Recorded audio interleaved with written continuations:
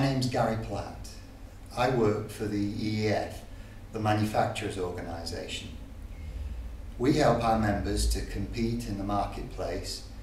We support them in innovating their products and services, and we directly support them in growing their businesses.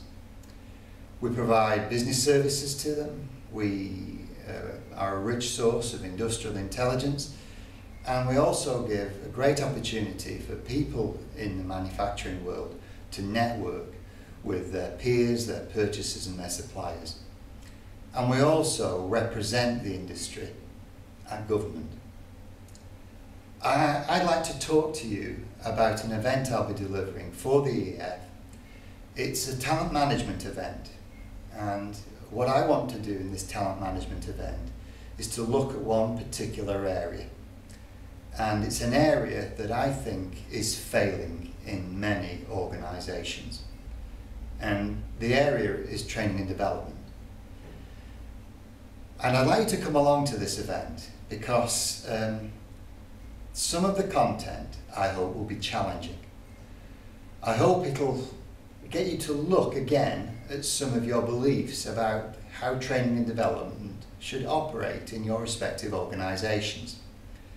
So I want to challenge your thinking.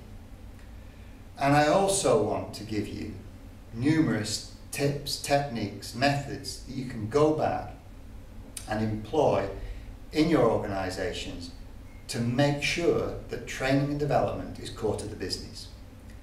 Now, the reality is that in recession and cutback periods, training and development is often and most frequently the first department that gets cut back. And frankly, I am not surprised. Because in many organisations that I encounter, the training and development is not core to the business. It's a periphery, non-contributing section. You can't say that about many other departments in businesses, but often and frequently you can say that about training and development. Now, what I want to do is to look at a whole range of issues that I think you could do differently in training and development. But in this short video, I want to look at three things, and this is really just to whet your appetite. So first of all, I think if we split training into two areas, technical training, which is about training people to use equipment, operate plant, the impact on the business is immediate and directly measurable.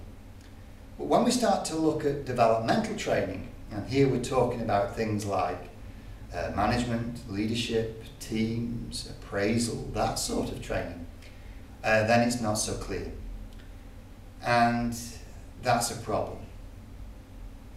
So why does that happen? Well, the three things I want to look at just in this video are, first of all, many organisations view training as a good thing. It isn't. Now that may sound radical for an organisation that promotes and delivers training.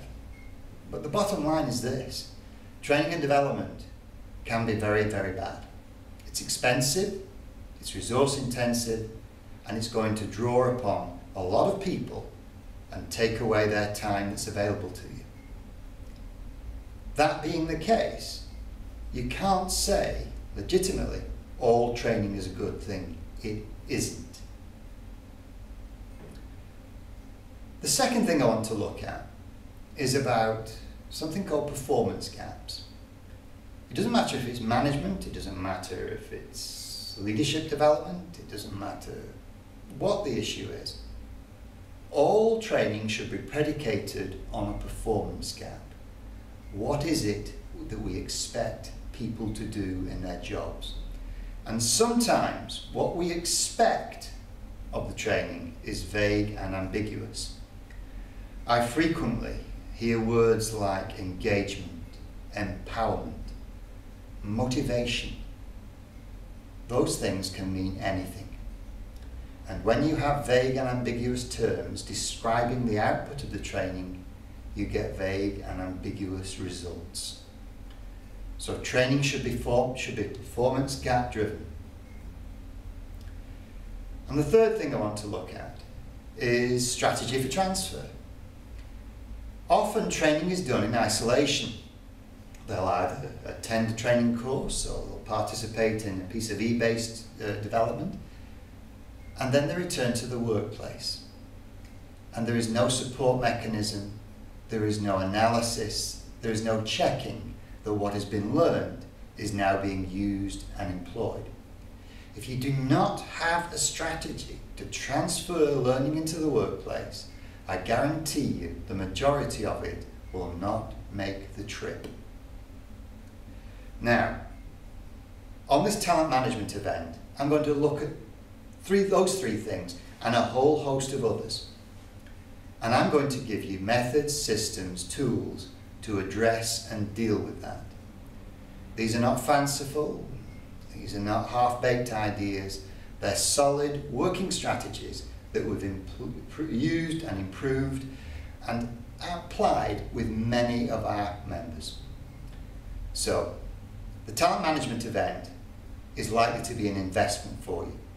It's going to help you to provide evidence to your managing director, your finance director, that you are germane and core to the business.